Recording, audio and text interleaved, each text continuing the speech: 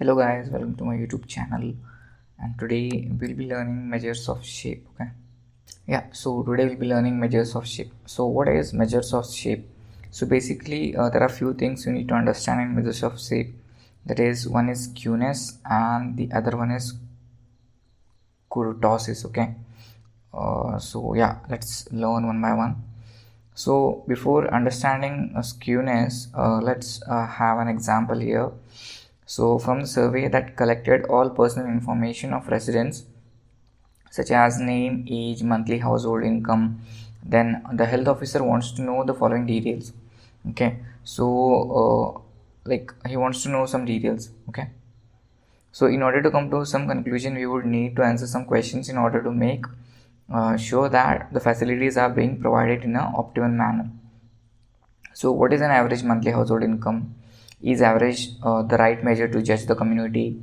If the facilities are going to be provided to households who lie below 20% of the average of the community, how many households will be covered? Okay, so these types of questions can be understood directly with the visualization. Okay, so to answer the questions posed by the health officer, we can choose to visually represent the data. Okay, so and derive the information at a glance. Okay, so to understand the distribution of data statistically, we use measure of shape such as skewness and kurtosis to describe the data set better. Okay, so we can understand this directly with the help of skewness. Okay, so what is skewness here? So it is the measure of lack of symmetry of the data in comparison with the symmetric distribution.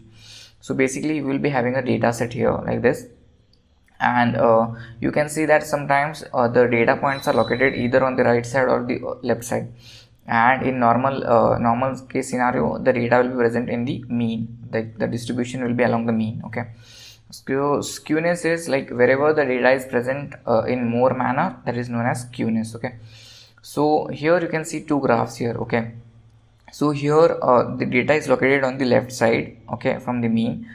That means the more data points are present on the left side of the mean, and here like the data is largely present on the right side of the community too. Okay, so it is number of households versus the range of monthly household income, that is 6,000, 8,000, 10k, 12k, 14k. Okay, okay, so and these are the households like 1, 4, 5, 2, 7, 1. Okay, so here you can see that the number of households is more on the left side, and here it is on the right side, right? That means you can see one peak here on the right side, that is known as like skew. There is skew in the graph, or you can say a change in the graph structure or the data point distribution on the right side, which will affect the mean more efficiently. Okay, that is known as skewness. That means with the help of those data points, the mean gets affected more vigorously. Okay, that is known as skewness.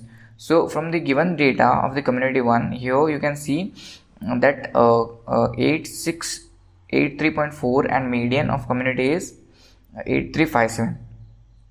Okay, here mean of community 1 is 8683 and median is 8357, and mean of community 2 is 8225 and median is 8213.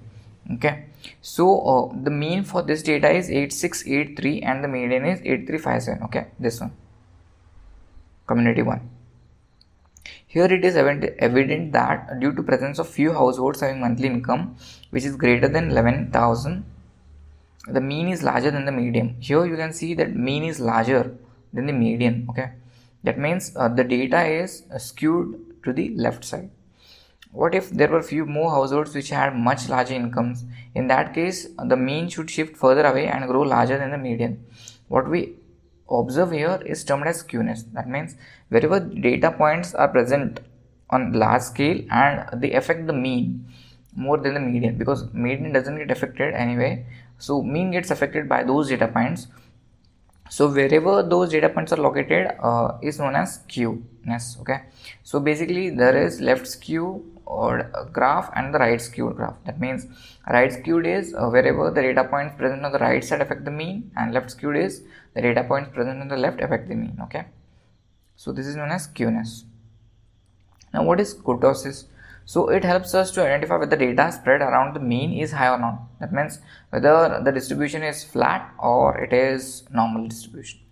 So the higher the value of kurtosis indicates that data is largely centered around the mean, while a lower value of kurtosis indicates that data is not centered around the mean. Okay, So at this point you need to remember the value of kurtosis above 3 indicates a peak. That means if the value of kurtosis is above 3, you will get like this kind of graph, and while that of below 3 indicates flatness. That means you will get like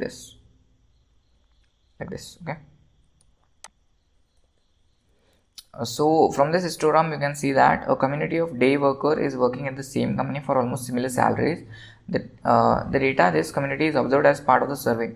Let's have a look at this histogram for the data of the community. Okay, so have a look on this. So the observed mean for this data is 9207.9 for this, and also we observe that the concentration of data around the mean is high. Here you can see the data is high here around the mean, okay, because mean is somewhere here, right? So it is high here. So the nature of the data to peak or flatten about the mean can be described using kurtosis. Okay. So that was all about today, guys, that we learned about a measure of shape. Basically, it is skewness. That means wherever data is present, and in the large scale, it affects the distribution on the right skewed format or the left skewed format. And here, in case of kurtosis, it helps us to understand whether the distribution is around the mean or flat. Okay. So this was all about today, guys. If you learned something from this video, do hit the subscribe button, and until then, take care. Bye bye.